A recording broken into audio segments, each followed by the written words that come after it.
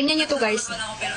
Na-scam siya dahil sa akala niya yung nag-send sa kanya na message is official video. Tapos meron daw points. Okay, sa end ko din, may ganyan din ha. I-explain nyo nga sa akin, bakit merong nakalagay dyang Globe 1? Ayan, yan yung points. Hindi ako maniniwalang legit yan. Kasi unang-una, wala akong Globe. So, hindi ako mag-click yan. Pero, merong Globe 1, registered sila sa Telecom. I didn't save that one. Meron din akong nakikitang ganyan. Oh, ayan oh. 8880. Sino ba yan? Bakit nakasend siya sa akin ng ganyan? Bakit nagsisend siya sa akin? Oh, yan, official number.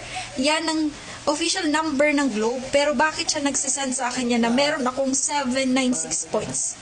Meron din tong case sa BDO, sa BPI. Basta lahat ng mga official, ayan oh, nakalagay. Diyos ko Lord. Oh, diba? Kita mo? Official siya. Oh, nag-load ako.